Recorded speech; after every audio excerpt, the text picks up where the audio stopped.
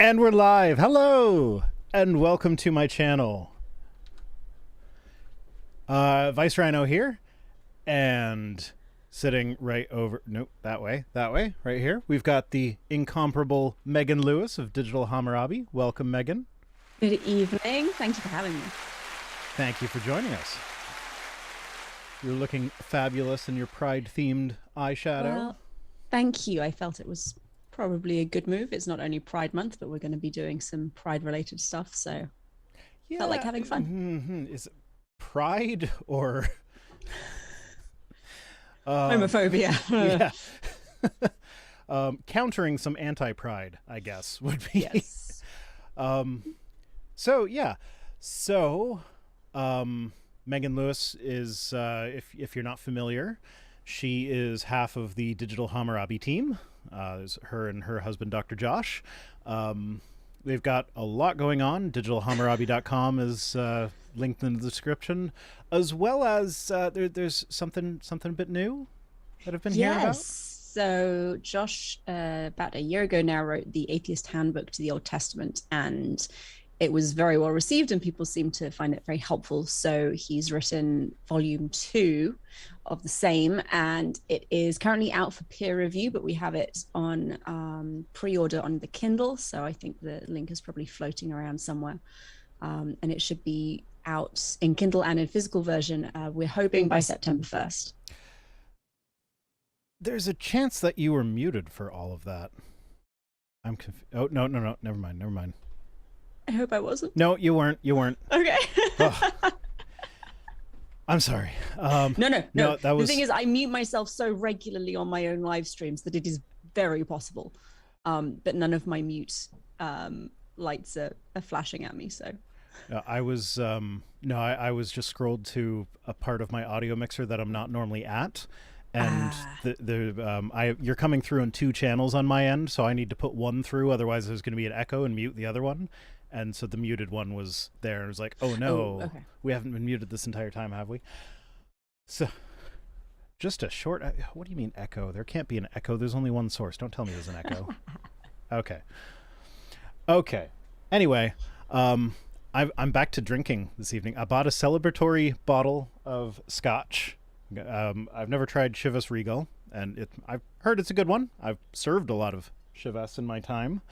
I like a good 12-year-old scotch. Got to specify that it's scotch. But yeah, no, I finally today, I got my van back. Woo! And I know some people might have been following along with the saga. Most of you probably not. But yeah, I bought a brand new Chrysler plug-in hybrid van. And when it works, it's great. But it has spent more time in the shop than some beater cars that I've had, and every time, it's gotten worse as time goes on because now we're in the chip shortage and there's a lot of electronic components that have been acting up with it. So it's been worse recently. Has it been new problems each time, or variation on the same? I don't know exactly what it is. They tell me that they're replacing modules. I don't know what these modules are. I don't know what these modules do. I'm not a mechanic. I just give it to them and say, okay, do what you need to do.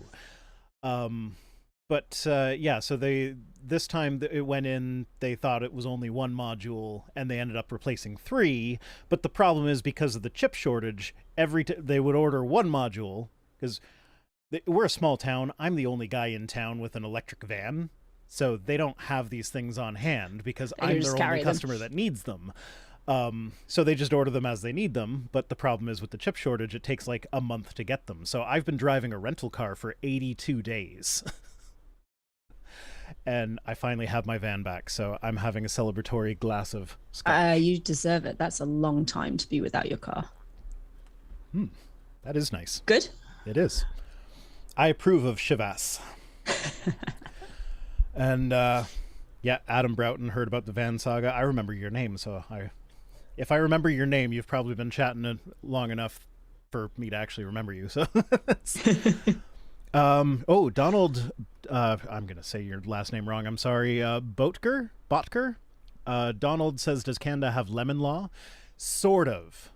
It's different depending on the province. In Ontario, what we have is CANVAP, I think, is the acronym. I forget what it stands for, but basically, it's an agreement that the car manufacturer companies sign on to that essentially says if you buy a new vehicle from us and it keeps needing work, you can, if you're not happy with with it being fixed every time, you can go through third-party arbitration, and if the arbiter agrees with you that it's gotten out of hand, they'll just replace the vehicle for you. And the car companies have to abide by what the third-party arbiter says that they need to do. The problem is, this is a voluntary thing. There are like 2 manufacturers in Canada that have not signed on to this arbitration agreement, and one of those Chrysler? 2 is Chrysler. So I am looking, like, well, it works. I'm looking to trade it in for something else, and I think it's Chrysler, and I think the other one's Mitsubishi that hasn't signed on. I might be wrong on that one, but like, those are on my like definitely never again. I am not going to anyone that does not have this arbitration thing, because at this, it's been in the shop so much that they should have just given me it would have been cheaper for them to give me a new one.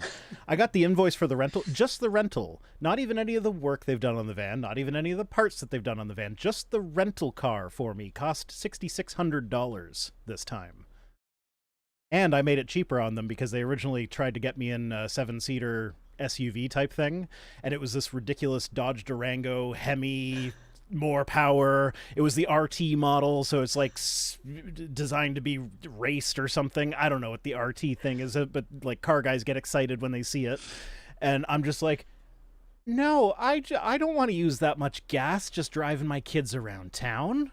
So I was able to trade it in for a little smaller SUV.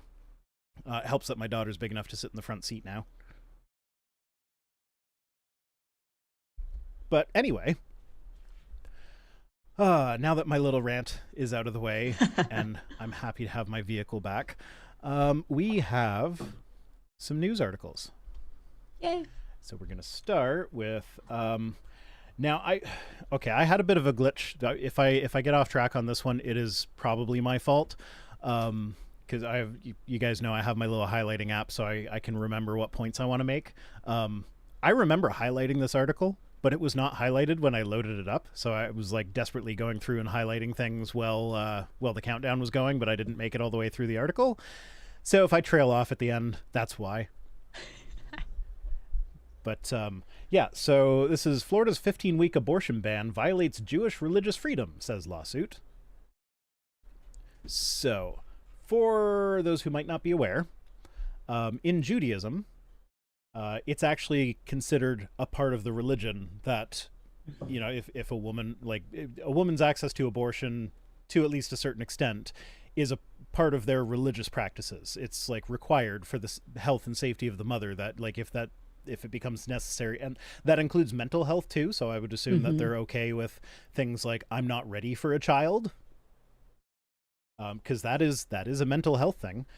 Oh yes. That's just blanket statement out of the gate before we even discuss any of this. My stance is that every child should be a wanted child. So like, I don't understand this whole opposition to having people have kids on purpose. It just doesn't make sense to me. I know they say like, oh, we'll just abstain. Yeah, like that has ever worked in the history of humanity, no, please. Never.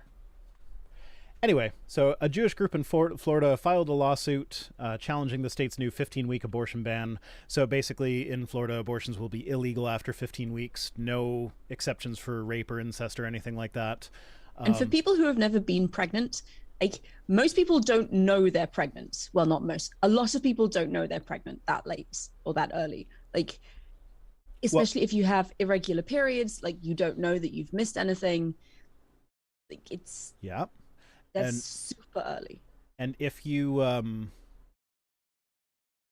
if you're not familiar, the way they calculate how many weeks pregnant you are, it's not how many weeks it's been since you got pregnant. It's how many weeks it's been since the first day of your last period.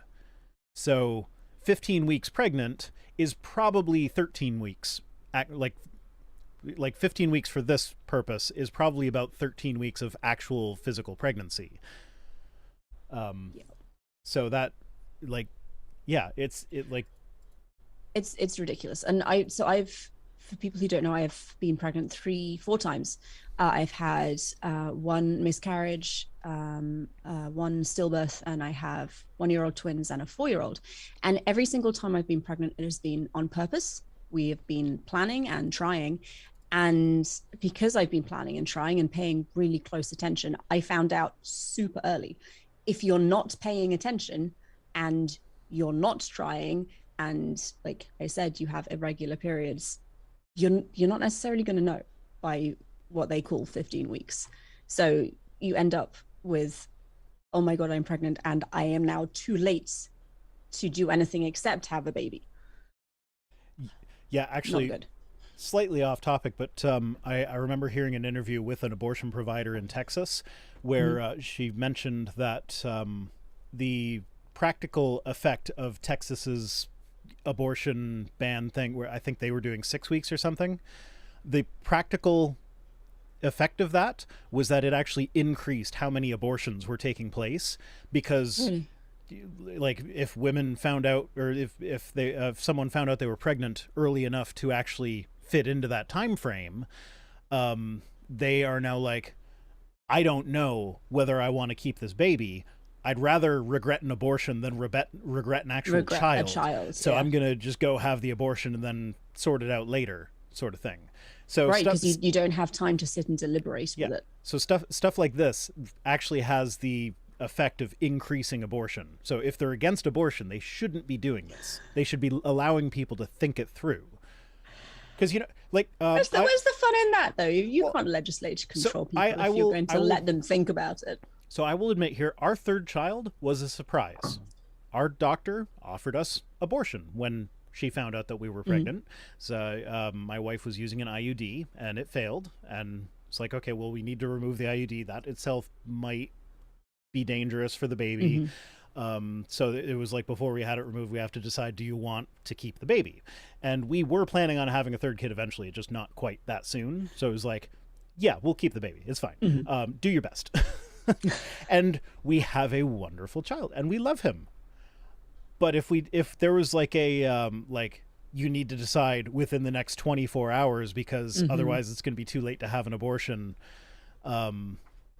like whether or not you're going to keep this baby, and we're like, I don't know, we weren't really, like, we were planning on having a third, but I don't know if it, like, maybe we're not ready yet, like we might have rushed into an abortion in that case. And you know, like, no shame on anyone who does do that, because like if like like I said, if we didn't have time to think it through, I'd rather regret an abortion than a child. No, absolutely. I'm of the same opinion. So I want to read, this is directly, I believe this is directly from the lawsuit. It says, for Jews, all life is precious, and thus decision to bring new life into the world is not taken lightly or determined by state fiat. So that's pretty much what we've been saying here. Every child should be intentional, Should be wanted, and not because the state says you have to. Then in Jewish law, abortion is required if necessary to protect the health, mental or physical, well-being of the woman, or for many other reasons not permitted under the Act. And then as such, the Act prohibits Jewish women from practicing their faith free of government intrusion, and thus violates their privacy rights and religious freedom.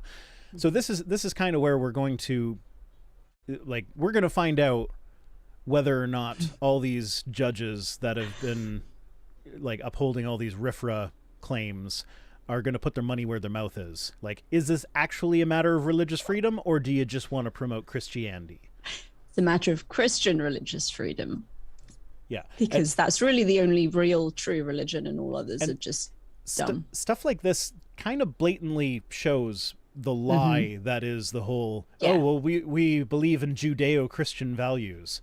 Like, No, you don't. There's no such You thing don't as... know what Judeo-Christian values are. You know what Christian values are, and you're assuming that because the Old Testament is kind of mushed together with the New Testament, that they must have the same values. Yeah. So yeah, Sorry, I got derailed a bit by the chat. Casey's in the chat. She says that she actually got pregnant and had no clue because her doctor told her that she couldn't get pregnant. So, yeah, there's situations like that as well. But anyway, I was going to say something else about RIFRA. I just want to piggyback on what Casey said and what you were saying earlier. There's a lot of birth control that just completely stops your period. So if it fails, there's not going to be anything to tell you that you're pregnant unless you start getting morning sickness or a doctor finds it in a routine checkup. So again, you're fucked. It's also possible that if you're pregnant, you can have spotting around the time you would normally have your period. Yeah. And spotting can be just a light period for some people, especially if you're on birth control. I do feel like some of these laws have been written by people who don't know how any of this fucking works. I mean, when I say people, realistically, we're talking about men here who don't know how menstruation works or how the female body works or really what is involved in being pregnant, because it's just so much of it is just dumb. Like I don't. Well, okay, so all the stuff that I know about pregnancy, I picked up from having a pregnant wife because I cared and I paid attention. How do these people not know this shit? It's not talked about. And it's not talked about. It's not taught in schools. And even so much of what I went through in my various pregnancies and after, like postpartum is hellish. Like, and no one tells you about it. It's just you get pregnant and it's like, okay, well, I kind of hang around for 9 months and then I have a baby. Actually, no, it's a marathon as far as your body is concerned. It's an absolute marathon. After our first baby, on the way home from the hospital, she had a C-section. And we look like very, very healthy young people. And I remember we were walking into a Walmart like on the way home from the hospital. And she was walking so slowly and like leaning on the shopping cart and everything. It's like, to people just looking at us, not knowing that she just had major surgery, it looks like we're a couple of healthy young people walking like really old people. And it's like one of those things where it's like, if you know, you know. Anyway, yeah. I remember what I was going to say earlier. I was going to point out, as an ex-evangelical, I can kind of see like when they talk about Judeo-Christian values, the Judeo part isn't what actual Jewish people believe. No. It's the evangelical interpretation of the Old Testament is the Judeo part. So it's really Christian interpretation imposed on the Old Testament Christian values.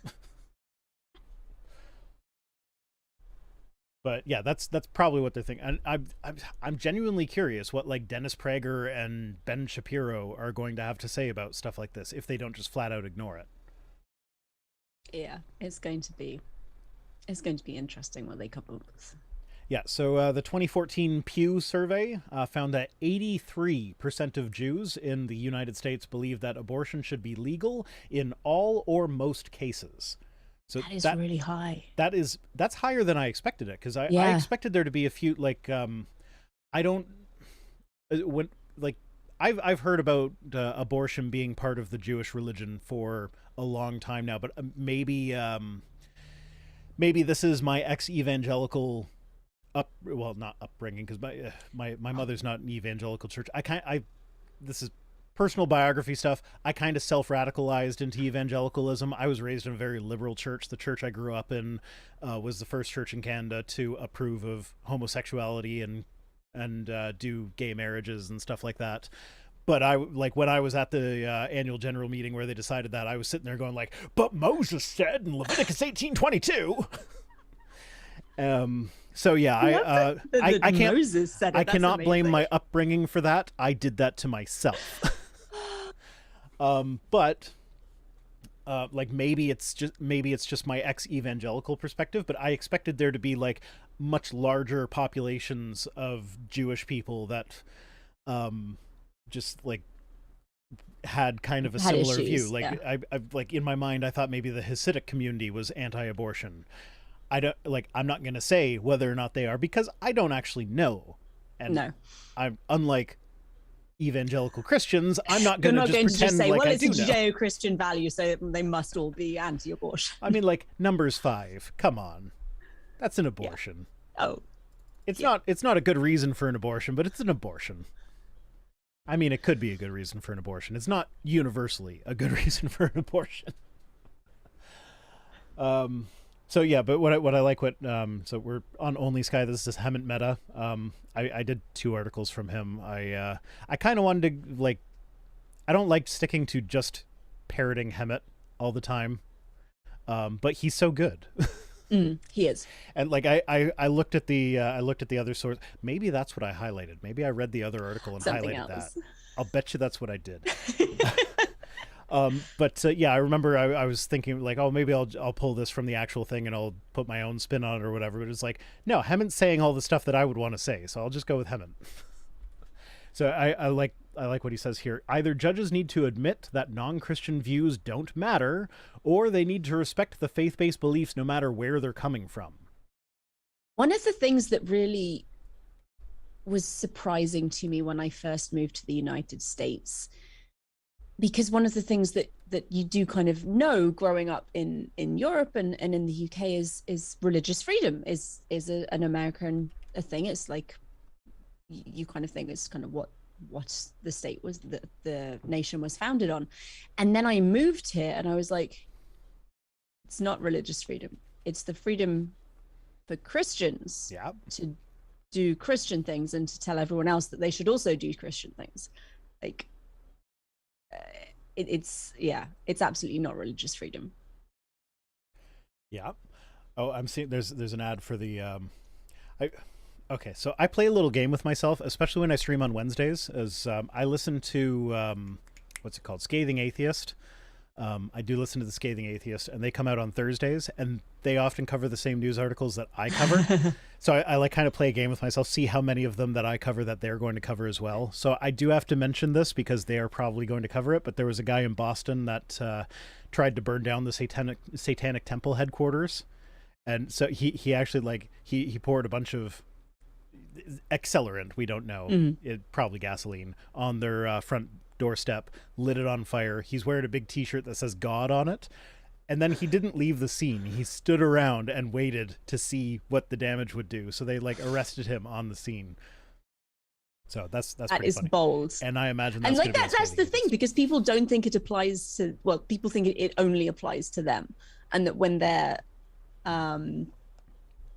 doing things like setting other religious houses on fire, like, no one's going to arrest them because they're not doing anything wrong. So I want to get this on record. You are a Christian, correct? Yes. So when Megan is speaking about stuff like this, she is bringing the Christian perspective to this. Well, I'm bringing the very liberal Anglican perspective. But yes, no, Steven Anderson doesn't think you're a Christian. No, honestly, most American evangelicals don't believe I'm a Christian, which, you know, fair enough. I hate their brand of Christianity, so we will just agree to dislike each other. Yeah, so in the lawsuit, they say pretty bluntly, the Jewish people have often borne the brunt of the horrors that occur when the power of Christianity has merged with the power of the state.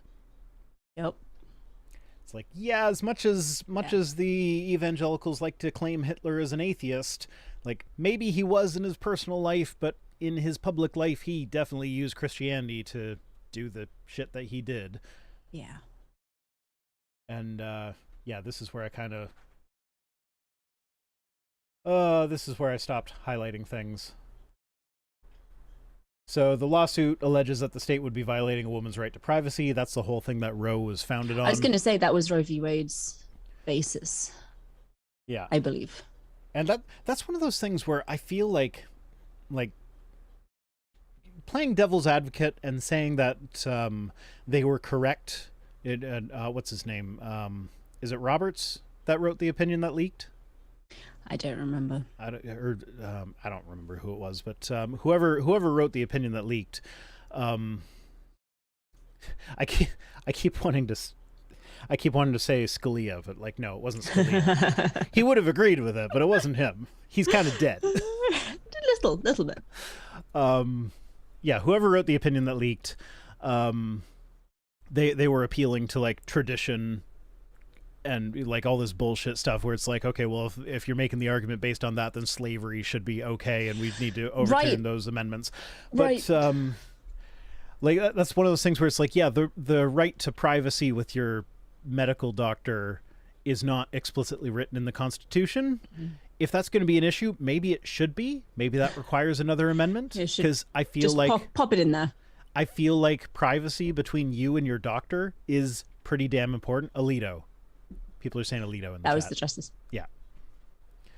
Alito is one of the names I was going to throw out, but I wasn't sure. It's sad. Like, I can't even name a single Canadian Supreme Court justice.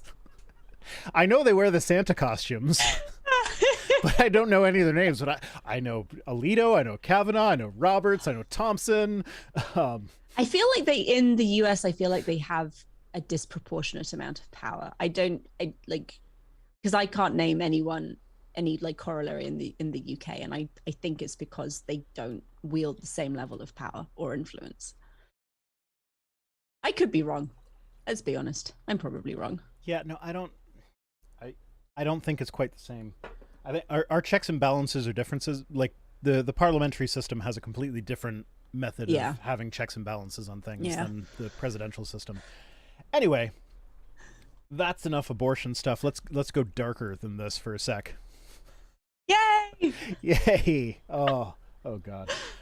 I know the world is ending. It's a fact. Yeah. So back to my thing about covering stuff before it's up unscathing. This will be unscathing for sure. I'll be very surprised if they don't cover this. GOP candidates, supporters of LGBTQ indoctrination should be executed. And that's not hyperbole. They just went ahead and said the quiet part out loud. Yeah. So this is Mark Burns. He's running in the Republican primary for Congress in South Carolina's 4th congressional district. And now because he's running in a primary, it's possible he's not going to even end up being the Republican candidate, but it's also possible that he will be. Like, just the fact that these people are viable choices. Yeah. It's terrifying. Well, it's actually terrifying. He's so extreme though, but like, and he's actually like he's getting a national stage just by being in the primary. So like, it's not like these are views that are completely unheard of in the GOP. No.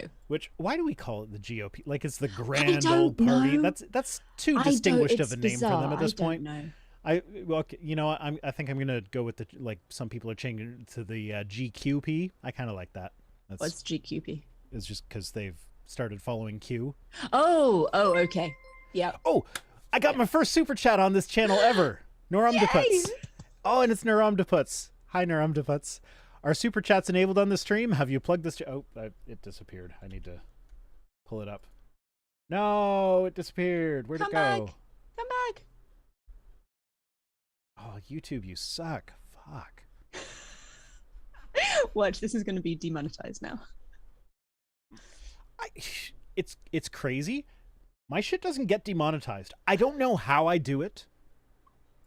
I don't know how I legitimately don't. Like I'm this completely derailing the conversation, but I'm going to go into I'm looking at my stuff. Every single thing is monetized. I have to go back to when I had Rudy on. That's X-Cult Baby.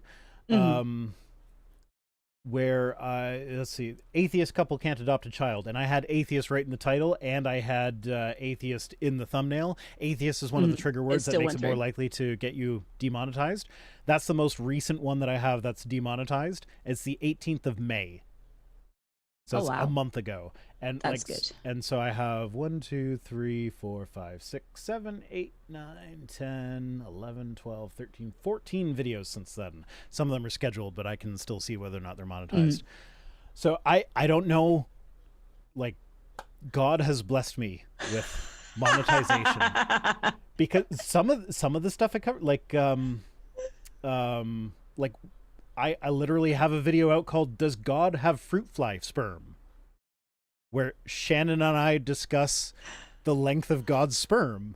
That's incredible. And That's incredible. we go into much worse stuff than that as well.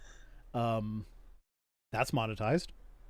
See, I don't have the same problem as you guys. Most of my stuff is monetized and remains monetized. We have because you're actually things taken down. educational. Well, I was going to say because we like most of our shit is just history.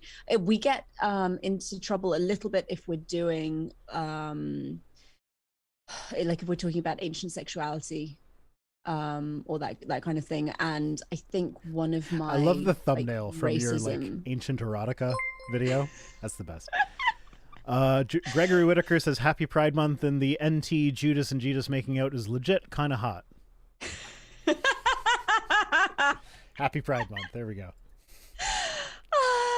Yes, it's very early. That one actually shows up in the chat. Why did the other one not? Where did that go? He said it went through Stream Elements. Oh, it was a tip. It wasn't a super chat. Okay, that makes sense. I can access that as well if I actually have that tab open for once, because I knew stuff like this would happen. Oh, apparently Burns lost the primary yesterday. Oh, did he? Got Hayden Beard is saying in the chat, but he got over 11,000 votes. Yeah. Which is very troubling. That is very troubling. Okay. Yeah, Naramdaput says, are super chats enabled on the stream? Have you plugged this channel at all on the main one? Yes, I have plugged it, but not very hard because I'm bad at self-promotion. You and me both. I'm very bad at it. Now I have to get back to the live dashboard. Where are we? There we go. Okay, back to the article. All right, so behind the scenes crap for a sec. Megan is also been diagnosed with ADHD, and I'm in the process. So to follow it up, last week I know people in the chat were saying like, oh, we got to keep bugging Rhino until he actually follows through with this shit, and I was like waiting on a blood test. I actually went to the blood test place today because I was already out. So I like the getting my van back was like, it was a sudden like, okay, you have to go to the dealership or to the rental place and drop off your rental now, and we'll pick you up there and bring you back and give you your van back or shit. And it's like, okay, well, this is going to mess with my day anyway. I'm just going to bring the paperwork with me to go get my blood work done. And so I went to the blood work place and they were closed. And then I checked online. It said they were open till 3:30 and it was like 1 o'clock. So I was like, why aren't they open? So I tried. I did. I went there today. I honestly did. But I'm still. I hate it when that happens. It just completely derails everything, and you're like, no, I actually did something for once that I was supposed to do, and the world is just fucking with me. But the LCBO, that's the Liquor Control Board of Ontario. That's where we go to buy our booze in Ontario. That was open, and it was right across from the place. So that's where I picked up my bottle of Chivas. And it's throwing me off because like I was a bartender for a bit, but most of my stuff has been serving. So like I'd punch in the drink order and the bartender would make it for me. This is the first scotch that I've had that's a twist off top. All the rest have been corks. Like even if it's artificial cork or whatever. So it's weird to me. 'Cause, like I keep pulling on it and going, why isn't it coming off? I worked bar for a couple of years. I don't think I've ever seen a whiskey with a screw top. Yeah, but Chivas is pretty common. I don't know. Whatever. I probably wasn't like in the drinks that I had to mix with it. I probably wasn't really thinking of it. Anyway, so this guy said that Senator Mitch McConnell is guilty of treason for possibly supporting gun safety measures. And he hasn't even done anything, but he is definitely guilty of treason. He's guilty of treason because he thinks that maybe regulating stuff might be okay. Maybe you shouldn't be able to go to Walmart and buy a weapon on the same day. It's maybe. It's okay. Maybe this guy's a libertarian, but like I know there's that libertarian thing where it's like we have the right to travel, therefore we don't need a driver's license to drive a vehicle. But like aside from that, it's like, yeah, you do have rights, but there are restrictions on them. And that's okay. You have the right to travel, but you can travel by bike or by foot if you don't want to get a driver's license. Like, right to travel does not equal right to car. Same thing. And can you tell me what a legitimate use for an AR-15 would be other than just having fun at the range? I've been told hunting. Why can you not hunt with a rifle? Someone has told me that you actually need an AR-15 for hunting. I'm like, no.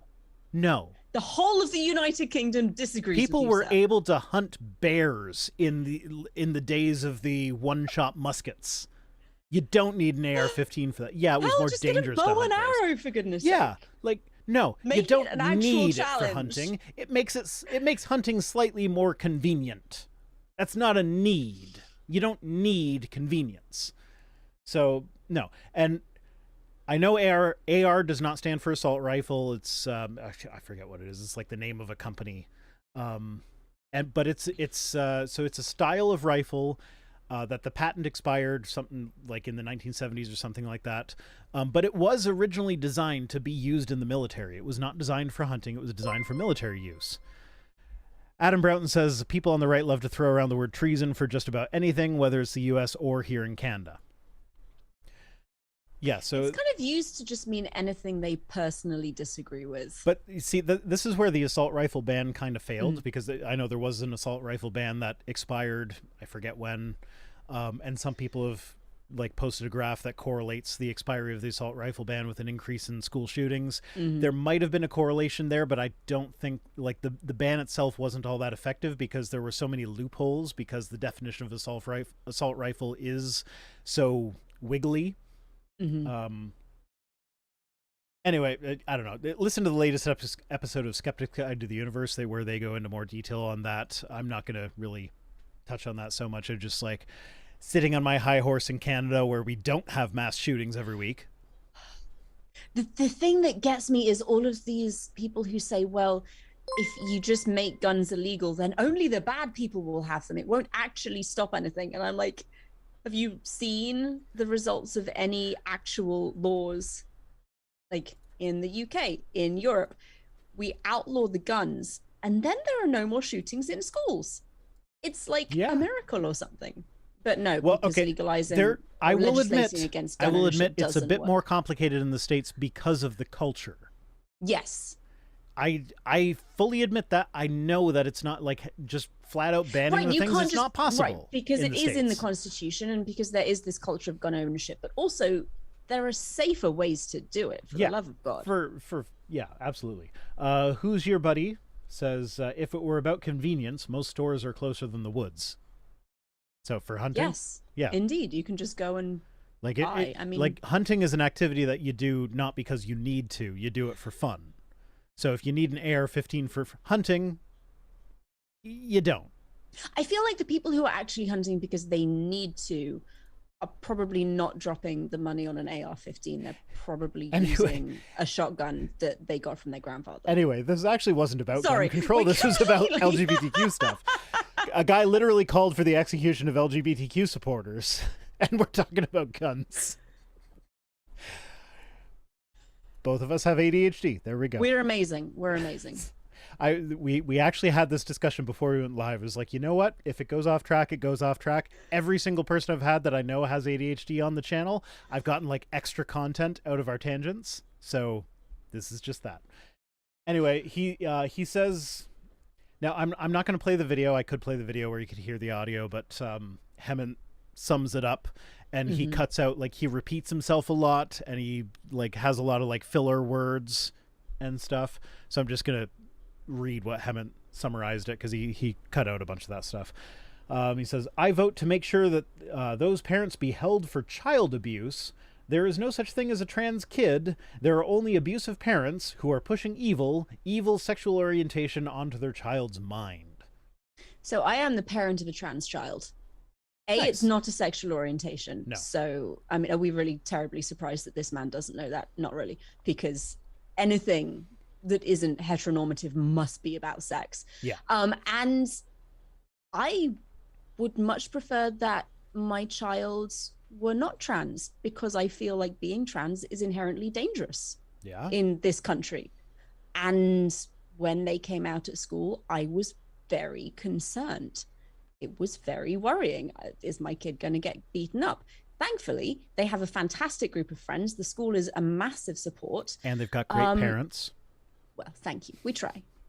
But like, it's not like we've been working since they were born to make them trans because somehow that's better for us. It's who they are. and they're an amazing kid and we love them and are incredibly proud of them. But we also recognize that things are going to be harder for Yeah. them.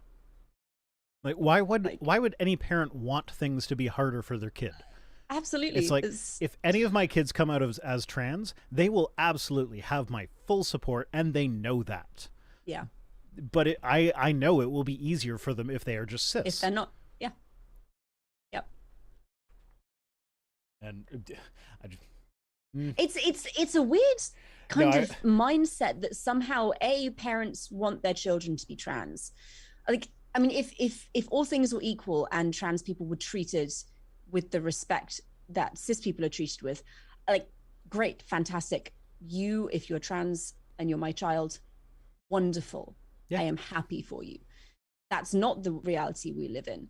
And it's this also kind of corollary to that, is that a lot of, I feel, conservatives are of the mindset that trans people and LGBTQ people are somehow treated better than cis heteronormative people. No, they're not. Like, they're absolutely not. But it's this whole, oh, you're just saying it for the attention, or oh, you're just saying it so you fit the minority quota. No, actually, because that leads to abuse. I am so proud of my daughter, because she gets legitimately upset when she hears that people treat people differently because of their sexual orientation or gender identity. It's like she doesn't understand why that is something that would affect how you would treat someone. Just treat them as a human being. And I'm so proud of her for having that attitude. She's awesome. Yeah, he says we should start putting some of those parents in jail. Any teacher that is teaching that LGBT, transgenderism, furries, the groomers, any sexual orientation. So the furries thing, I have to assume that comes from that post that was a while ago where I forget who it was, but they got tricked into thinking that like schools were putting litter boxes in their bathrooms. No, I think for furries. I think he said afterwards that he'd made it up. Oh, did he? I don't think he was tricked. I think and again, people fact check me on this because I'm half remembering something I saw on Twitter several months ago. I think he came out and said that he made it up. Like, and show me the teacher that is indoctrinating their children to be gay or to be transgender. They're saying it exists. Here's the thing, to tie this back into the gun conversation, these groomers are the people that the right wants to arm with AR-15s to fight off the... Right. You either trust them to teach your children and to like form this educational militia to stop school shootings, or they're like a product of the evil liberal left and they're indoctrinating your children to all be gay. You can't, I mean, you can have it both ways, I guess, but that's a very, very bizarre thing. Give all the LGBTQ people guns, and then watch as the gun control reform starts to flow in. We can't have all these queers with guns. It's just going to be far too dangerous. Won't somebody think of the cis white men? Yeah, I try not to. Like, honestly, this like it's actually sometimes an effort to like read something and then be like, okay, how would I think about this if I wasn't who I am? Because I'm not the most important person on the planet. There are other people that exist. John Brown says, as a furry, I can confirm that I poop in a tiny box. I knew it. You degenerate. Oh. He goes on to say, so we haven't even gotten to the worst shit that he's said yet. The LGBT transgender, does he not know that the T is for trans? No. Like, come on. The LGBT transgender grooming our children's minds is a national security threat because it is ultimately designed to destabilize the republic that we call the United States of America. Yes, the existence of trans kids is inherently destabilizing. If a kid's saying, hey, I've got a penis, but I'm a girl, destabilizes your country? Oh, no! Maybe your country wasn't is a little unstable. Yeah, maybe your country had some instability built into it, if something so trivial could destabilize it. Fuck. Oh, God. Says, that's why when I'm elected, apparently he dropped out of the race, I don't want to just vote. I want to start holding people accountable for treason to the Constitution. We need to hold people for treason, start having some public hearings, and start executing people who are found guilty for their treasonous acts. To be clear, the treasonous acts he's saying is being or supporting LGBTQ people, just like they did back in 1776. So remember, I'm right. Okay. when LGBTQ people say that, like, they're fighting against genocide, that's not hyperbole. People like this are literally calling for their execution. And this isn't like Steve Anderson in some rando church down south that nobody really listens to except to laugh at him. This is a guy who ran for office and got, what was it, 11,000 votes? Apparently. And it's not even the LGBTQ people. I mean, it is them, but also any allies, like parents, teachers, anyone who is accepting and affirming of who you are. Me, for teaching my daughter that LGBTQ people are You're okay. done. You can be executed now. Well, I'm Canadian, so no. Well, they'd probably find some way to extradite you. Sure. Or just invade Canada. Well, that's why not? Bill C-11 is a whole nother issue. That's Canadian content rules, where like I might have to like submit paperwork to the government to prove that I do sufficiently Canadian content or something. I don't know. It's weird, and if it passes, it could have pretty nasty implications for other countries. What is sufficiently Canadian content? Do you have to like live stream a moose drinking I don't know. Maple syrup or something? Okay, so these regulations were originally supposed to like protect smaller creators in the era of broadcast TV, but the era of broadcast TV doesn't translate well to YouTube. No. So it's like a bunch of old people who don't understand the internet trying to make legislation about the internet. What we really need, I feel, for internet legislation in all countries is a group of high school students kind of sitting down and explaining how the internet works. And not necessarily legislating themselves, but like how it works and what things they've run into that are challenging. Because I don't think I understand the internet as well as my 15-year-old does. Well, yeah, I think I do okay. I'm a pretty tech-savvy guy, but there are things on the internet that my kids know about that I do not. Like there's this YouTube doctor called Dr. Mike or whatever that I just found him like today, and I was like watching a video of his when my daughter got home from school. I was like, oh, it's that Dr. Mike guy. I was like, you already know about this guy? Like he's when did this happen? Like, it's a good channel, so like I would like that's a channel that I'm happy to find out that she's watching. Adam Broughton says better start covering more Canadian stories VR. Yeah, really. Better learn some Canadian Supreme Court justice names. Well, okay. Just sing the Canadian national anthem at the beginning of each stream. You'll be fine. Oh, Canada, terre de nos aïeux.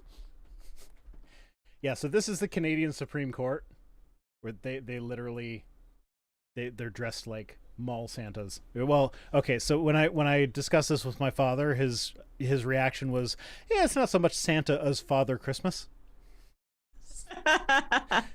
Which you understand the distinction there, right? Yeah, I do, yes. But yeah, these, I know you guys aren't really seeing it well because my thing's cropped for news articles, not for. You can see well. Yeah, but that's the Canadian Supreme Court. We dress them like Santa. Anyway, I have a sneaking suspicion ours are the same. Maybe. It looks like something that. Oh no, ours are in black and gold. It's probably the exact same like apparel, Fancy. just different colors. Probably. We can't have it the same as Canada. That would just be. Anyway, on to our last news item. Sorry. That's okay. This one should be fairly quick. It's basically something that I want to cover out ahead of all the creationists getting a hold of this. Most silent genetic mutations are harmful, not neutral. So this is some new research. Quietly terrifying. It is. It doesn't have as many evolutionary implications as you would think. Its implications are more in the study of genetic diseases. Because the thing about genetic, I'm getting ahead of myself here. Let's talk about this a bit. So the genetic code is basically when you have 3 amino acids in a row, those 3 acids will code for no, 3 base pairs. Those 3 base pairs will code for an amino acid that goes into a protein. I might have the terminology wrong. I've had some scotch. It's okay. I didn't do science past high just school, read the so fucking article. You're doing better than me. I could just read the fucking article, but yeah. So I'm getting the technical terminology wrong that I always make sure I get right in my videos, but it's a live stream. People forgive that stuff. Yeah. So there's 3 base pairs code for a specific, I think it's amino acid. I might have that wrong, but there are in the genetic code there are like several different potential combinations of 3 base pairs that will code for that one particular amino acid, and so you can have a mutation that changes one of those base pairs out and results in the same protein. I see. What they studied here, they found that like what they thought were silent mutations where like one of these base pairs would change and you get the same amino acid and the same protein, they're finding that 75% of those changes are actually detrimental. Now, to caveat this, they found this in yeast and nothing else. It's possible that this does not extrapolate to everything in the animal kingdom or everything in the plant kingdom. Sure. Sorry, that's one of my kids. I have to say goodnight to Google. Hey, Google. Good night. It plays their little soft music playlist that they like to sleep to, and I forgot to do that earlier. So yeah, anyway, so they found that 75% of these things were actually detrimental. My understanding is that the reason that it's detrimental is that with one of these mutations that was thought in the past to be silent, it actually ends up producing less of the protein. And so it might be producing the same protein in exactly the same way, but it makes less of it for whatever reason. And that's why it's detrimental. But this is just one specific type of mutation. This is not all mutations in general. Let's see. We had this conversation off air beforehand. I should have done this one first before the alcohol because it's I'm not getting this out right. But yeah, so that's called a synonymous mutation when a base pair changes, but it doesn't change the underlying protein. And so previously it had been thought that synonymous mutations were essentially neutral. You could just ignore them. But because they found that 75% of them are detrimental, this is having massive implications for like where we should look for like genetic diseases. And here we got, to their surprise, researchers found that 75.9% of synonymous mutations were significant and not just deleterious, but significantly deleterious, while 1.3% were significantly beneficial, with the rest of them being somewhere in between, probably neutral-ish. Now, this still means that a lot of mutations are neutral. This is not the majority of mutations. This is a specific type of mutation. So most mutations are probably still neutral. So this probably does not have really all that much of an effect on how we would look at evolutionary biology or evolutionary mutation or mutation from an evolutionary perspective. But I guarantee you creationists are in the near future going to be pulling this out and be like, 75% of mutations are significantly deleterious, therefore evolution can't possibly work. I see. But they're going to skip the part where it's 75% of a very specific type of mutation. You're right. Well, I mean, what's the point of scientific research if you can't grossly misrepresent it? Apparently I didn't mute myself when I talked to the Google, so now someone else's Google went to nighttime mode. I'm sorry. I normally mute myself because this is not the first time the kids have come down and been like, hey, can you say goodnight to Google? I'm sorry. Normally I mute myself when I do that. I don't know why I didn't this time. My apologies. Alexa, buy condoms. There, I got the Alexa people now. We don't have an Alexa in this room, thankfully. Oh, I got some stories about that I'm not going to share right now. Anyway, that's basically it, is that It's surprising. It was unexpected. This potentially could have massive implications for genetic diseases that, like, will like this will spur further research. But also, this is one study. One study does not necessarily mean that it's always true. And also the implications that it has for the actual theory of evolution are fairly minimal. That's basically what I wanted to get out of this. But creationists are going to take it and run with it anyway. Yes. But now I have a video up before they get to that. Saying ha! That has me drunkenly being like, ha ha. Not all mutations. Hey, after 2 glasses of scotch, if I'm still capable of saying, like, explaining why, if this still makes sense, then we're good.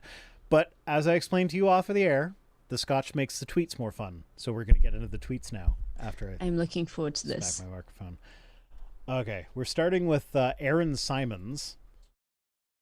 This was in response to Blair White. I forget what Blair said. It was something about guns. It was something stupid. It's Blair White. But Aaron Simons says, if guns are taken away, knife crime will rise. If knives are taken away, something else will be used. Forks? Pens? Where will it end? Guns aren't the issue. Are guns removed from military due to friendly fire over the years? No. Why? Because they're small anomalies. God. Okay. Someone posted something like this on Facebook, and my response was, please show me the last time 14 children were killed with a knife. That's like, that's what I said. Was like, if I'm in some scenario where like some evil god says, hey, I'm making someone attack your kid's school, you get to choose the weapon. He's either using an AR-15 or a knife. I'm picking the fucking knife. Yeah. Every time. No question. No thought required. It's a knife. And I actually posted something to that effect on Twitter, and I had someone respond to that with be like, oh, well, knife wounds are actually like really, really nasty and they're more damaging than gun wounds. Like, not AR-15 wounds. Decapitated. It's like, not, okay, first off, not AR-15 wounds, maybe handgun wounds, but not AR-15. Like, I've read accounts of ER doctors that have responded, like they've been responsible for patients that come out of these mass shootings. The AR-15 just destroys any organ that a bullet from it touches. Completely destroys it. Knives don't do that. But then also, like, you hear about these stories of people that, like, attempted murders where the person was stabbed 13 times and they still didn't die. Pulled through still. It is hard. And it was one person, because you physically cannot do the same, like, level of damage to that many people in that short space of time. Yeah. With a knife. No, you can't. It's not possible. And unless you're like an X-Man or something. Maybe this is callous of me, but, like, if the knife attacker is focused on one person, then every other person can run away or even maybe stop them. Like, it's much easier to stop someone with a knife than with an assault rifle. Yeah. I'm not tackling someone with an assault rifle. And, like, even like the kid's running away, yeah, maybe he can throw the knife, but, like, it's really hard to throw a knife with enough accuracy to actually do any damage, and B, he's now thrown his only weapon. So attack is over. You've got the weapon now. Like, so yeah, no, it's not the gotcha that they think it is. No, like, not even close. Just, it's dumb. People are commenting on the kitty. Yeah, the kitty's. I mean, the kitty is important. The kitty is here because she thinks she doesn't have food in her dish, but she does, and it's just about medicine time. She likes her medicine food. Like, she doesn't take pills very well, but she takes the medicine crushed up in like a pate. And she likes the pate better than her dry food. So she's like, yeah, I have dry food, but it's about medicine time, so I'm going to bug him, and maybe he'll feed me medicine. All right, and we've got some Dinesh D'Souza tweets. The January 6th hearings aren't a trial. Like, no, they're not. No, they're not. They're here. They're literally not a trial. That's why they're called hearings and not the January 6th trials. There is no other side. Like, yeah, because the other side doesn't have any good points. This is a show trial in Stalin mode. Guilty until proven innocent. No, it's nope, it's not. Actually, This isn't a trial. This is a presentation of the findings of the committee. And if the presentation of the findings has you feeling like it's guilty until proven innocent, then maybe he's guilty, because they're not actually doing a trial. They're just presenting their findings. oh my goodness. He says, no wonder the left loves it. It's a symbol of the tyrannical one-party state they're trying to install in this country.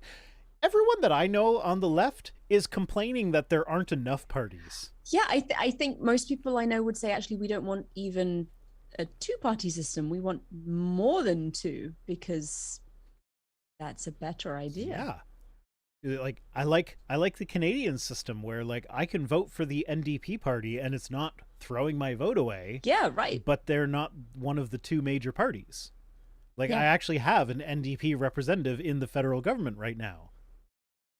I used to vote Liberal Democrat when I was in the UK. NDP, for the record, is the New Democratic Party. They would basically be like, it's hard to compare them to something in the States. If AOC joined a party in Canada, it would be the NDP, probably.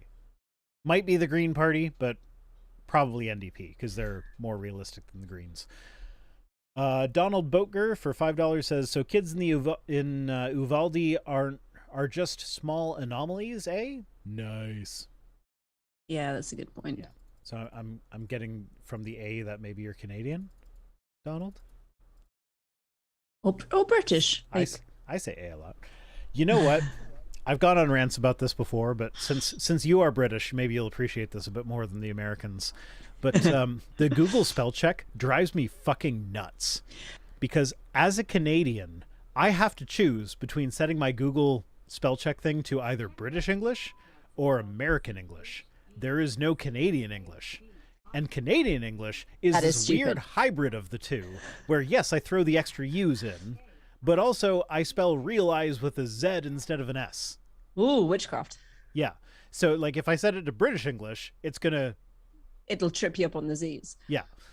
I've been in the US long enough now that I legitimately forget the correct way to spell things. I second guess myself very regularly on, does this have a Z or an S, and does a U go in here? And also pronunciation, like how do I pronounce this word? My mother will disown me. I've sent a lot of, like, on my Google Docs, I will send a lot of like really spicy feedback back to them and like, hey, I'm Canadian, bitch, come on. But that I've basically just gotten used to like a bunch of words being underlined in either blue or red, depending. Yeah, I when we do I'm currently editing the second Sumerian grammar book that Josh and I are putting together, and it's half Sumerian, so there's just red absolutely everywhere, which is really frustrating because if there is an actual English typo, it's incredibly difficult to see it because every fifth word is underlined in red anyway. Yeah. Anyway, I think we kind of tore that apart as we went through it. Yeah. But we've got another Dinesh D'Souza. Oh, good. It says, for Bill Barr, thousands of random people going around cities like Atlanta and Phoenix make geo-tracking the mules. For reference, if you're not familiar with his 2,000 mules thing, I'll get into that later. Is this like the geo-tracking wild the mules hogs? Utterly impossible? No. By this logic, thousands of people going around Washington, D.C. on January 6, 2021 would make geo-tracking of the Capitol protesters also impossible. So, a lot of things here. Okay, so the 2,000 Mules documentary, my understanding is that I haven't actually seen the whole thing. My understanding is that the premise is that Dinesh D'Souza or his organization bought geo-tracking data from the cell providers on millions upon millions of cell phones for these various cities, like Atlanta and Phoenix. Millions of people live there. Mm-hmm. And they found a couple thousand in total across all the cities that went close to several ballot drop box locations. And so from that, they have decided that these people that went close to more than one ballot drop box must have been mules that were carrying extra ballots for Biden and stuffing the drop boxes. So I need to introduce a phrase at this point to Mr. D'Souza. Correlation does not equal causation. Also, maybe just the law of large numbers. Yes. Yes. Like, when you have a city full of millions of people, there will be Odds are several they're going thousand to be a that go few, past the yeah. same few points. Especially because ballot drop boxes are often in community centers really, where places where people are high-traffic likely areas. to go past anyway. But then he's saying that by this logic, you couldn't use geo-tracking data to show that the Capitol protesters, the Capitol rioters, the Capitol insurrectionists were actually at the Capitol. But like that whole thing wasn't based on. You can do that. But even so, just ignore that. That whole thing was not based on geo-tracking data. That was based on like actually seeing the people there doing it. Oh, perfect. The best he has in his video is a guy with a suitcase that when actually looked at, it's a normal ballot Dropbox lockbox type thing. Like, that's the best he's got, is a thing that's normally at these ballot locations. They locations. walked past a thing. Mm-hmm. And I... Don't quote me on this, I don't remember the details, but there was like a delivery company that was like, one of our drivers goes past like 5 of those locations every single day. Like, this is nothing. Like, That's amazing. That's amazing. And also, just to boot, Dinesh D'Souza, his resting face looks like he's always smelling like the least pleasant fart. Like, that's just what he looks like all the time to me. I don't know why, but it makes me laugh. Okay. Anyway, moving on. We've got Jake Paul. Always fun to go to Jake Paul. I don't know a lot about him, but I know that nobody likes him. At least nobody good likes him. He says Biden accomplishments. I'm not pouring another glass. Some more scotch. I'm not pouring another glass. Just Biden accomplishments. Number 1, highest gas prices. I live in Canada. It's incredible that the US president can skyrocket gas prices over the entire world. I'm just going to convert it because we do liters, so I don't know what my price is per gallon. But I paid $2.05 per liter today.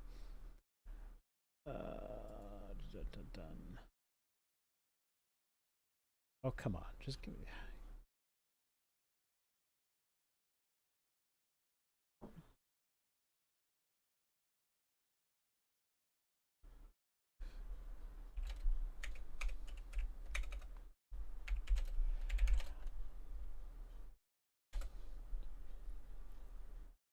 Okay. I'm sorry for, like... It's giving me the wrong conversions. I used to be able to do this.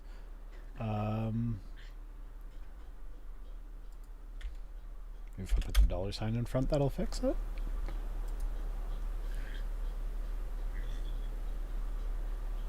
I don't know, whatever. I'm paying like $2 a liter for gas. It's something like $9 a gallon in Canada. Wow. It's always been more expensive here. Yeah. Like Buffalo has historically some of the highest gas prices in the United States, and I have frequently gone to Buffalo for cheaper gas than what we have here. Wow. Now, there are some reasons for that. We pay more taxes on our gas. It's absolutely Biden's fault, though. Yeah. Yeah, completely Biden's fault. There are reasons for that. Like, we pay higher taxes on our gas here. We have, like, carbon taxes and crap that's on the gas here. Mm-hmm. But, like, at the end of the day, like, it's... Our gas prices have gone up. Like, right now I paid $2.05 per liter. Normally, we pay about $1 per liter. $1.30 was considered high, and we're at $2.05. Yeah. That's not Biden. Yes, it is. It's the world. The entire world is like Biden. maybe a war in Ukraine with Russia, one of the world's leading oil producers. Or absolutely Biden. Yeah, sure, it's Biden. Worst inflation. I'm not an economist. I don't know what's going on with the inflation. No, I don't, but I'm pretty sure the president doesn't control inflation levels. He can control the country's reaction to it, to a degree. I don't know. Whatever. But what I liked the most about this was plummeting crypto prices. So Jake Paul is known for promoting cryptocurrency, and one of the big selling points of cryptocurrency is that it's supposed to be inflation proof. and it's supposed to not be affected by like centralized governments. Amazing. So either they've all been lying about crypto being impervious to government intervention, or Biden did the crypto thing. But also, I kind of laugh at the, like, when crypto goes down, I laugh at the crypto bros. Highest rent prices ever. Canada's got higher, I think. Yeah. Yeah, like my house that I bought for $120,000. Right now, I could probably sell it for $600,000 to $700,000. I bought it for 120. I have no intention of doing that, because if I do that, then I have to buy another house in this market, which would be for an equally insane. Yeah. I will probably take out a secured line of credit at some point. Just be like, hey, I've got $400,000 of equity. Can you give me $10,000 in a secured line of credit so I can get my kitchen redone? Sure, why not? But I'm curious about 0.5. What incomprehensible are we? I don't know. The fact that they is a singular pronoun? I was going to say, is this a shot at pronouns? I think so. I'm not sure. Really, I think everyone understands it. They just don't like it. Kitty's knocking stuff off my desk. It is their way. As kitties do. Yeah. Oh, no. that's a loud purr. Yeah, happy cat. She's a really good cat. I think I've heard her hiss once in the like 7 years we've had her. Wow, that's impressive. She's a very happy cat. She's a very content cat. She's good with the kids. She tolerates their nonsense all the time. And she's actually dying. I'm like, oh no. Yeah, no. Well, her medication, she's responded very well to the medication. The vet didn't expect her to last for more than a few months, and it's more than a year now. So, which is good, but also sad. Yeah. I didn't expect my wife to die before my cat. No. Yeah. Anyway, yeah. Not to bring it down. Let's move on to the next tweet. Jesse Dornfield says, you can't get consciousness from natural causes. Science hasn't explained consciousness. What's it like to be you isn't centered in the brain. Counterpoint, yes it is. Phineas Gage. What do you do with blind...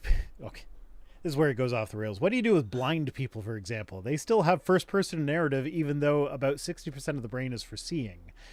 What?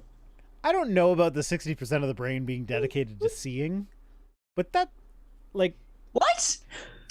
Even if that's just like a bunch of words that he picked out of a dictionary and shoved together into a sentence. Yeah. That does not make any, even if the 60% of the brain is dedicated to seeing is true, that's like... Okay, obviously the seeing part isn't the part that's responsible for consciousness and who you are. That's just responsible for seeing. What? But like, you make changes to the brain, you make changes to the person. Yeah, it's like, what? Pretty... What? It's why people with neurological degenerative diseases change. Because their brains change. What? Or it's why people like us with ADHD have problems with our prefrontal cortex and so aren't able to do executive function stuff that we're supposed to be able to do at this age.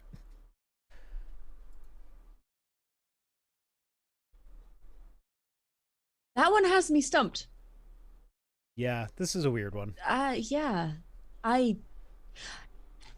I'm very confused about the blind person bits. Is he saying that blind people should not have a sense of self?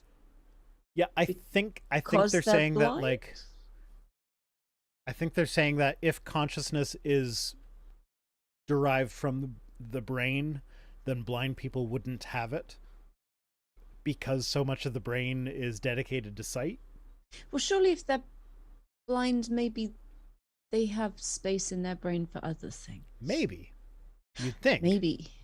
I mean, I have no idea. I actually no idea how it works. Maybe our brains are adaptable. and can like compensate for things. Shocking. Shocking. This person's an idiot. I'm just, yeah. Yeah, I don't even know what to do with that one.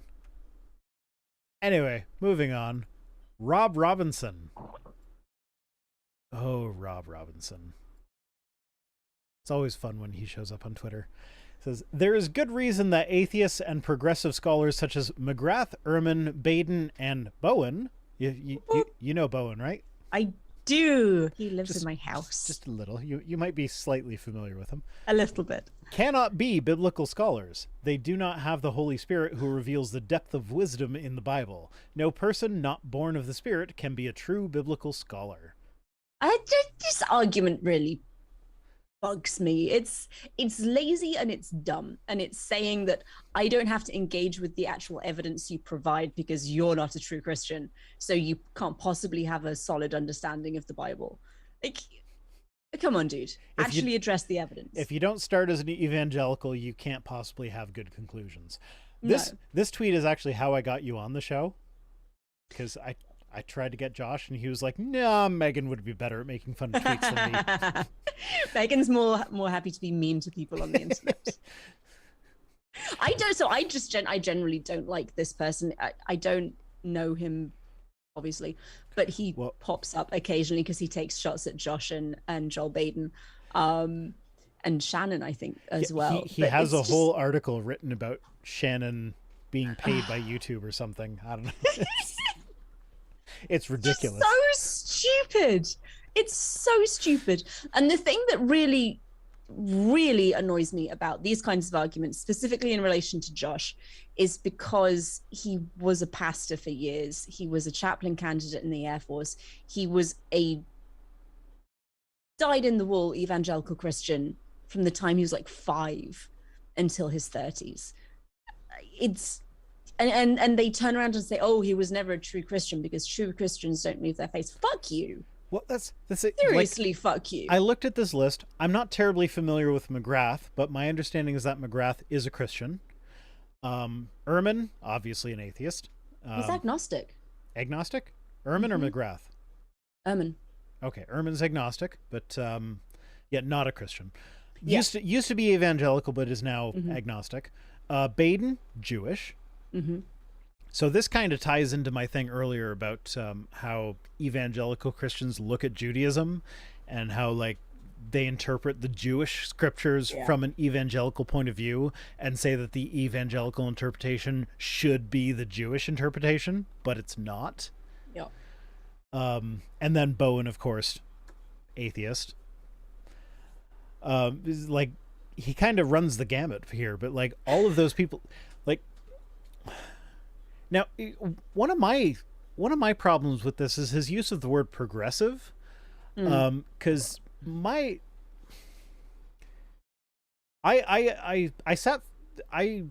sat in on a class with Professor Baden on the Book of Exodus, and my understanding is that a progressive would be like trying to impose progressive ideals onto the Bible. Like that's kind of the Jesus sense you like get. Gay people and like anything in the Bible that you find that's against gay people is being misinterpreted. Baden doesn't do that. No. He very much will tell you, this is what I think the original authors intended. I don't think the original authors were very progressive. But then he will explain why he thinks that they were wrong ultimately. But it's not like they're not imposing their progressive agenda or whatever you want to call it onto the Bible. They're interpreting the Bible in, as far as they can tell, the way that it was supposed to be interpreted by the original authors. But therein lies the problem, because they're interpreting it as an ancient text and not as a divinely inspired like rule book for how modern people should live. Yeah, and this is where I hate that evangelicals do this, because and I will fully admit that atheists kind of fall into this, is that the Bible is so it teaches all these shit things. You can't learn anything from the Bible. The Bible is a beautiful insight into ancient culture. It's Mm-hmm. fascinating. I would love to study the Bible and figure out what the original authors were intending, but the stupid evangelical just take everything in it literally approach Yeah. just kind of kills all the nuance and Exactly. takes. You lose so much Yeah, by taking it that way. And it's yeah. I hate it. Like I love the Bible from a cultural perspective, Mhm. but like It's it's fascinating. that It's doesn't mean you absolutely have to fascinating. take the rules in the Bible as rules that we have to live our lives by now because they said so then. Yeah. Yeah, I don't know. It's just weird to me that atheists tend to take a more nuanced view of the Bible than the people It's that accuse. since getting involved in the atheist community, I have met so many people with such strong understandings of the Hebrew Bible specifically, because I don't talk to people about the New Testament so much, but such strong, detailed understandings of the Old Testament and scholarship surrounding the Old Testament. And they, by and large, spend far more time actually thinking about it and its cultural context than I would say most Christians I know. Because when you treat it as a source of inquiry rather than the end point that cannot be questioned, I think you get a much richer and deeper appreciation of it. That's I've made that the title of previous live streams, is that like the evangelical Christians lose the beauty of the Bible because like and they contribute to even atheists coming out thinking, oh, the Bible is nothing more than an immoral book of fairy tales. Written by goat herders. Yeah, it's like, no, it's so much more than that. Mm-hmm. If we could only get past this stupid literalist interpretation of Yeah. things like Genesis, it's like, yeah, there are like, yeah, I know that the evangelicals don't take everything literally, but they take way too much literally. More than they should, certainly. Anyway, speaking of evangelicals, on to Frank Turek. Oh, goody. Says, if you think it's evil that God doesn't reveal himself to you more directly or more persuasively or in more ways, you're actually presupposing a standard that this God ought to do this. Well, where are you getting this ought from? Personally, I'm getting this from the verses in the Bible that say that God wants everybody to be saved. Yep. Like, I don't remember. I think it's in Peter, somewhere, First Peter, I want to say. I don't remember specifically the verse, but like there's one where it's like, it is not God's will that any should perish. He wants a personal relationship with all of his creation. Yeah. So like if I take the Bible at face value, like Frank would have me do, God says he wants a relationship with me. First step to a relationship is saying, hi, I am so-and-so. Nice to meet you. So many apologists post and I'm like, I'm not sure you've read the Bible. Have you? Or, like, all of it and not just the bits you like? I Probably feel like not. I have mixed feelings about Frank. I feel like his Twitter is run by someone else that's not as intelligent as him, but also he's not very intelligent. So that's not really a high bar to cross. There are a couple of not agnostics, of apologists on Twitter that post such inflammatory stuff. And I'm like, I don't know if you actually believe this or if you're saying it for the engagement. I think, are you I know of I know Cameron? sometimes some of them mean it, and sometimes I'm pretty sure it's just shit posting. Are you thinking of maybe Cameron there? Maybe. I feel like his videos are much better than his tweets. You're better than me. I don't watch his shit. Oh, I don't watch a lot of it, but like, well, I mean, he Cameron kinda, and SJ. Let's go with Cameron and SJ. Don't, no, SJ's garbage. Oh, she is. She absolutely is. She's just But- garbage. But I think some of her stuff is posted to be deliberately inflammatory Yeah. rather than okay, because yeah. it's a sincerely held view. Yeah, but at least Cameron, I can see he's trying to drive engagement to his YouTube channel, which I Yeah. think is his main source of He's income. he's SJ, not I don't terribly know what subtle her about goal it. is. Oh, Lord only knows. I think to piss me off personally. Yeah. Well, Cameron's one of those people. I think Cameron is genuine. I believe that Yeah. Cameron is genuine. There are people that I have my doubts about, but he's not one of them. I think he genuinely believes what he says. I don't agree with basically anything that he says, Yeah. but at least he comes He's across as saying it genuine. sincerely. Yeah. Yeah. He's one of Okay. the apologists who, and I don't interact with a lot of apologists because they annoy me. Josh does a lot more of that, but Cameron is one of those who I know, like, I don't worry or get anxiety if we have an email from Cameron in the Digital Hammurabi inbox, because he's always kind and polite, and I know he's not trying to pick a fight with someone. Okay. I just have to say, in the chat, there's a person named Wesley who's been posting a lot of stuff in not English and something that's not in the Latin alphabet. So I don't even know what language is it. Hebrew? Yeah. And so, somebody's saying "Shut up, Wesley" with the Star Trek thing. I don't know what Wesley is saying. I hope it's something I don't. relevant. We need Josh in here. And now he's doing it in Chinese. Oh no, Chinese! Wow. Okay, Wesley, come on, come on. This is probably the wrong. Do I need to audience time you friend. out? Please stop. Spambot promoting crypto? You'd think he'd do it in the language that's the same as the rest of the chat. My little 3-button thing isn't working. I was going to time him out. Oh well, the stream's almost over anyway. But there we go. Put user in timeout. There we go. Bye, Wesley. Shut up, Wesley. Oh, No one likes Wesley. I love Will Wheaton, but Wesley Crusher he's was the greatest. But Wesley Crusher was so funny. kind of an annoying character. Yes, yes, he was. He didn't age well either. He got more annoying, I feel, as he got older. Yeah, but they kind of sidelined him more as he got older. Like, they focused more on him when he was younger.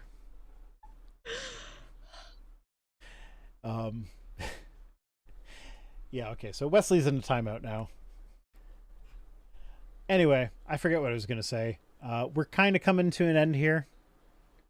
So thank you so much for joining me. Oh, my pleasure. I had so much fun. It was a lot of fun. I appreciate it. Yeah, I definitely appreciate your input. I definitely prefer when we talk about like abortion and stuff to have someone that actually has a womb on the channel. Because I feel like After that Roe v. Wade thing happened, there were Yeah. so many streams, and I was like, what the fuck are you doing? It's a panel of men. Do Yeah, you not like- know a woman who could talk? Just for like an hour. Maybe go and ask your mother. Or one of you must be married. No. Married to a woman, I should specify. Yeah. Anyway, so thank you so much for joining me. It has been a pleasure. If people want to hear more from you, go to digitalhammurabi.com. Links in the description, as well as a link to buy the Atheist Handbook to the Old Testament, Volume 2. Which says, strictly speaking, that's Josh, but Yeah. you're half of Digital Hammurabi. I do all of the edit. Well, most of the editing. We had someone else copy edit it this time. But... I kind of want to hire someone to edit stuff for me, but then it's like, I work so quickly that it's like waiting on someone else would feel wrong. Like, same thing for thumbnails. I'm terrible at thumbnails. I like your thumbnails. I'm not good at them though. So like I'm always like, oh, I want to hire someone to do the thumbnails. It's actually not that expensive to hire someone to do with the thumbnails, but like by the time I'm getting to the point where I'm thinking of a thumbnail, it's like I can schedule the video and forget about it. Yeah. Or I can wait 2 days for someone to get back to me and say, oh yeah, like that's actually one of the most so I've got a Surfshark sponsorship. It was a 6-month contract that expires in July, and I'm actually Surfshark itself, it's a good product. I would not be advertising it if it was not a good product. I use it myself. And my representative that like is the go-between between me and Surfshark, she is great. I have no complaints with her, but there's just random things that kind of annoy me about it. It's like, I'm not going to sign another contract with that. Like not for 6 months, like maybe 1 month at a time. But like I don't know. They have me like they're giving away their antivirus software for free. You don't need antivirus software. You just need to be like Not an idiot. you just need to be not an idiot and use keep Windows Defender updated. You don't need antivirus software, but I have to add that into my video now, and it's like VPNs have legitimate uses. Third-party antivirus software, not so much. And I kind of hate that. So I'm probably not going to sign on with another long-term contract with them. I'll take it month by month if I have to. But I forget where I was even going with that. I was going somewhere. I can't remember either. Oh, yeah, no. So I have my video for Friday is unlisted right now because they have to review the ad, even though it's one that I've already used like 5 times. Like I was planning on writing a new ad for everything, but then like my wife died, so my life changed significantly, so I can't really do that anymore. So I'm just reusing ads. And I hate it. It's not that I hate them.